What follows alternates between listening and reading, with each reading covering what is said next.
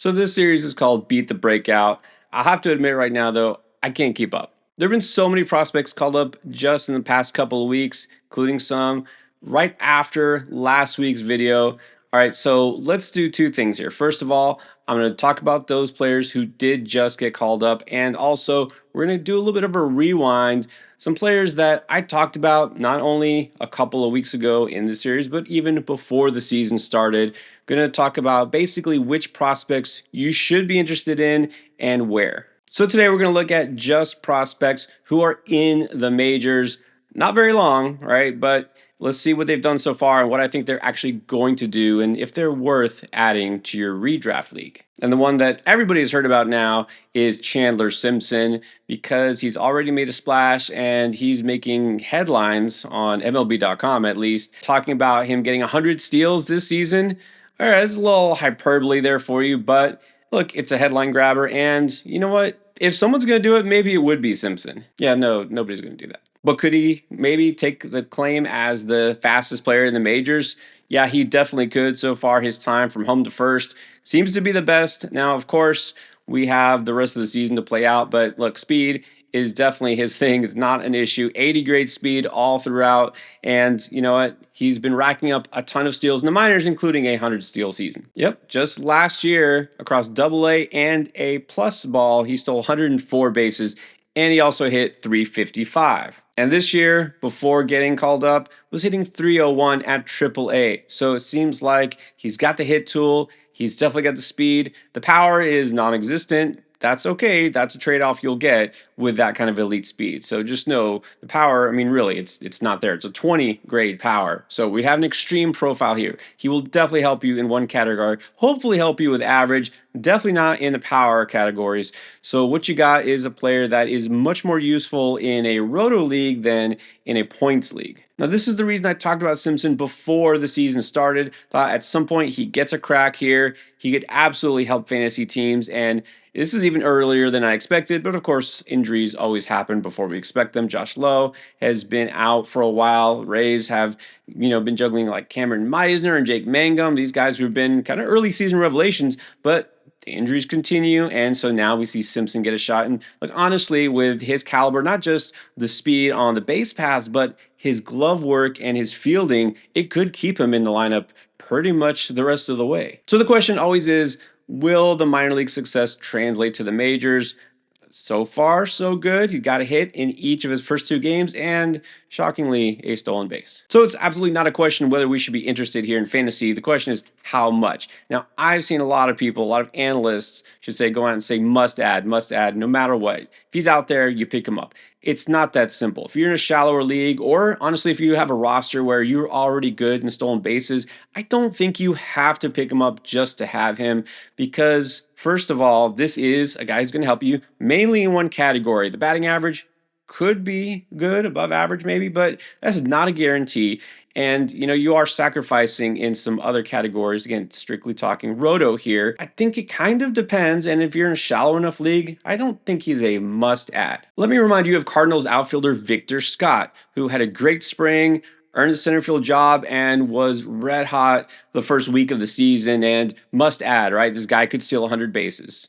You see where I'm going with this. Victor Scott is still valuable. He still has great speed, and he probably has a better hit tool and definitely some more power than Simpson. But with all prospects, development is not a linear equation. So look, Scott is still valuable. Simpson will be valuable. I just don't think we need to get too far ahead of ourselves and say he's going to be a league winner. So in most of your 12-team leagues, yes, I'm going to add him if possible, especially if you need help with steals and speed, then absolutely you should be adding him just like anybody who's going to be a major asset in that category. So just don't get your expectations blown way out of proportion. Sometimes the hype exceeds the reality. Now, I'm pretty hyped up for Luke Keyshaw of the Twins. He was in my top 25 prospects for redraft during draft season. A guy I thought was worth stashing, or at the very least, keeping an eye on as soon as he got the call. I mean, he looked great this spring. He's a strong offensive player all around, And sure enough, it's the Twins. Didn't take long for them to be just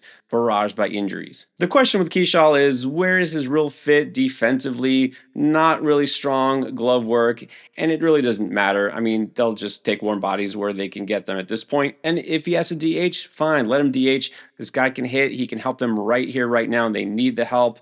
And so far, he has done that. First 3 games up with Minnesota, 4 for 12, with a pair of RBIs, a run scored, and a steal too in his debut. And he does not seem overmatched at all. Sometimes those hits, those power numbers or something will come along with a ton of strikeouts. Only 2 strikeouts in 13 plate appearances. This guy is a natural hitter. And like I say, he doesn't lean heavy towards power or just speed.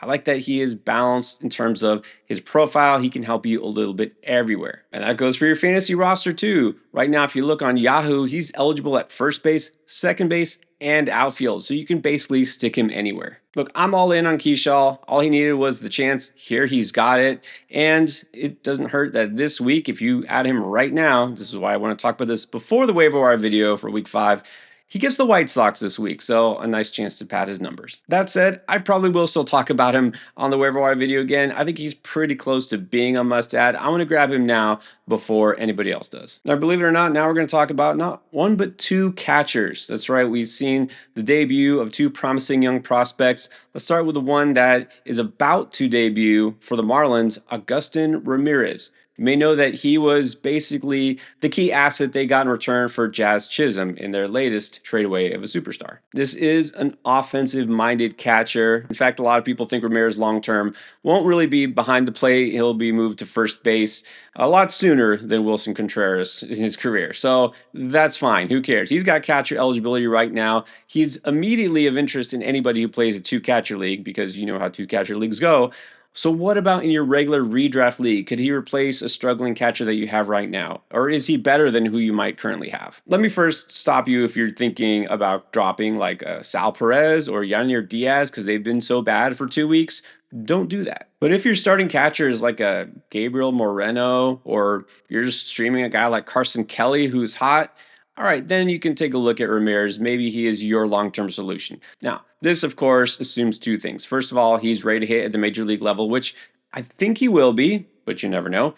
But also, number 2, it's easy to just assume that big name prospect, as long as he holds his own, he'll be up and he'll be starting the rest of the way most days.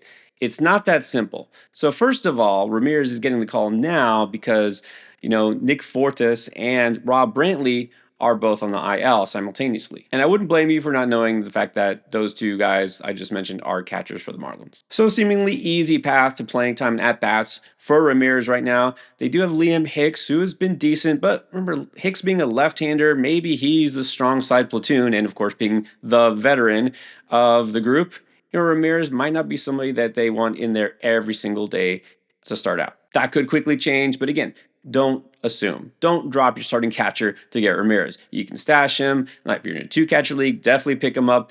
But I kind of want to wait and see what happens here with this situation. One thing that is nice about being on a team like the Marlins is he's slated to bat 6th in his debut. So probably not going to hit at the very bottom of the order, but it's still not a good lineup. What you're hoping here is that he shows his power, is able to get some home runs, in his first few weeks and then sticks around. So I think the best comp here, what you're looking for, what you should maybe expect from Ramirez is someone like Francisco Alvarez, who we have yet to see this year for the Mets and who coincidentally is coming back and might want to being, the better version here, a guy who already is established and has that same upside, but with some experience. But Ramirez could be that, but again, I'm really going to try to be patient here and see how this plays out. Kind of similar the way I feel about Edgar Caro for the White Sox.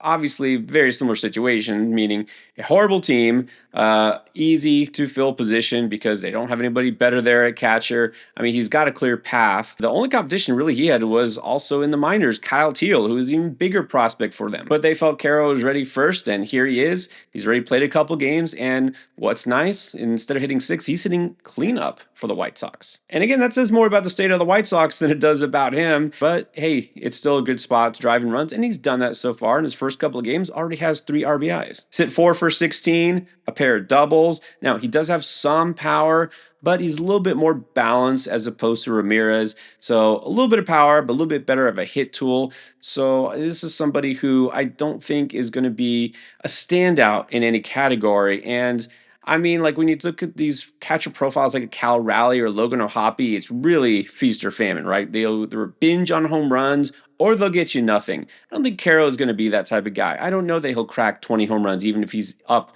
all season long, but I also don't think he'll hit 200. So for that reason, I feel the ceiling is a little bit limited with Edgar Caro. So I would say I recommend him only in a two catcher or an AL only league. Of course, Dynasty is a different thing. Keeper leagues, fine. But your typical redraft league, he's really just mostly a streamer. And there's one pitcher I want to talk about. It's JT Ginn of the Athletics.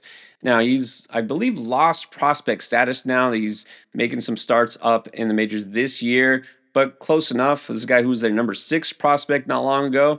And so far, he's been pretty impressive. How strongly do we need to consider him? Or is this going to be like an Easton Lucas type of situation? No, I don't think it is because, again, this guy was actually a high prospect for the organization, unlike Lucas. And I don't think it's a bunch of smoke and mirrors here. JT Ginn is pretty legit, and I like the type of pitcher that he is based on his pitch profile. Very Jose Soriano-esque. So what do I mean? He throws hard, but he induces a ton of ground balls. Sure, it's only been 2 starts this year, but in those 2 starts covering 10 innings, 65% ground ball rate and a 30% strikeout rate. Now, the strikeout rate will not stick, not just because 30% seems pretty unattainable, especially for a guy who isn't Paul Skeens, but also that's just not what his past has showed us that he is. In fact, throughout the minors, it's basically hovered around 20%. Last year, he actually got in 34 innings with the Athletics back when they were in Oakland. And his strikeout rate was about 20%. But that said, I do think this is a type pitcher who can succeed, in the majors if he keeps the ball down in the zone. He really relies heavily on that sinker. And it's a pretty good one. And he has a slider that can help induce some of those whiffs. And so I don't expect a high strikeout rate, but I also don't think he'll be a liability in that department. So a very interesting type of pitcher that I would say is worth grabbing for the end of your rotation. But remember, we're going to think more floor over ceiling. And then I just want to throw this one in there too. Not worth talking too much about Tirso Ornelas, but since I kind of harped on this on Blue Sky, and it's like, come on, just give this guy a chance. He's somebody I feel deserves it.